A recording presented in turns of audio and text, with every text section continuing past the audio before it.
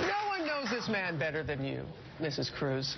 But first of all, I read somewhere that at the age of 8, you fell in love with politics. That there was some. What was it? Well, I think what I may have said is I fell in love with business when I was a young child. My parents had, and I started business. And I learned very quickly that it's good to have less regulation rather than more. In fact, we had a thriving little bread business, and we thought of expanding it, but it caused us to have to do a lot of regulatory things, and so we stayed small. But I did become interested in politics, to answer your question, and I think the beginning of it was sitting selling bread behind my bread stand, reading Time magazine. And I used to read that magazine when I was a kid, and I followed the elections, the early elections in the 80s. And then my parents took us to see a lot of things, and we went to visit Washington, D.C., like a lot of families do. And I saw what an incredible potential that the houses of Congress, the executive branch, our judicial branch have to lead this country, and I became interested. If your husband is elected, if you're living there on Pennsylvania Avenue, what would be your focus as First Lady? Well, as I've said before, we are in the middle of an intense primary, and we are working hard to earn the support of Republican primary voters, and it's been an exciting process. We've had an incredible success, and it's easy to campaign for Ted. So we have not spent a lot of time on my agenda. I've had a very simplified job description, which is to help Ted win. But I do have interests, and I think one of the greatest honors of being Ted's partner in this is being able to do things that have the greatest needs in this country. And Ted and I have always agreed that school choice would be the very top of that agenda, that when kids have the opportunity for an education, a terrific education, it's what gave so many of us our start.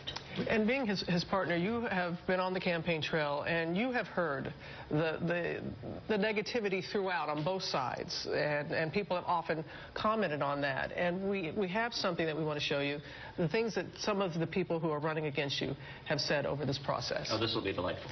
Ted Cruz has just been telling lies. Senator Ted, the smear artist. He's a nasty guy. Nobody likes him. Nobody likes him anywhere once they get him. You know, people, it's been such a harsh campaign again on both sides of the aisle. How has that impacted your family? Well, you know, when it doesn't upset the candidate, it's a lot easier on the family. And one of the qualities that I've always admired about Ted, really since the day we met, is how incredibly unflappable he is. Things don't really bother Ted that bother most people. And a reason for that I've seen over the last 16 years is because Ted is in politics for the issues, to focus on the issues, to get things done, and he really does depersonalize a lot of these attacks. I want to add one thing, which is the kids. They always say the things that are the truest. And the other day, Caroline, who's just turned 8, she would want all of you to know that she has just turned 8 on Thursday.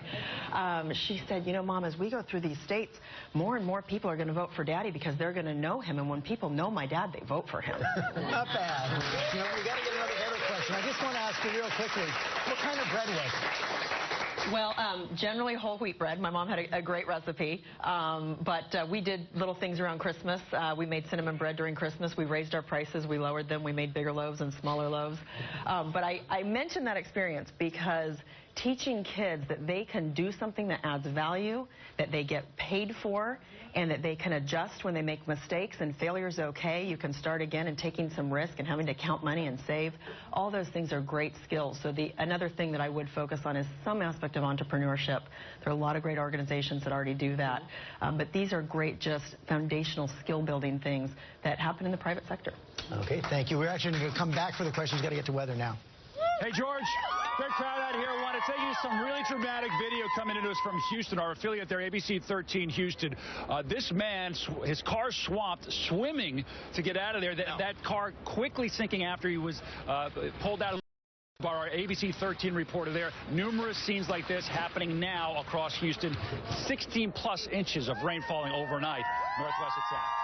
Check out your local forecast. I'm meteorologist Karen Minton at Severe Weather Center 2. Gorgeous day ahead for us. Lots of sunshine. Temperatures close to 80 degrees today, and winds will be fairly light.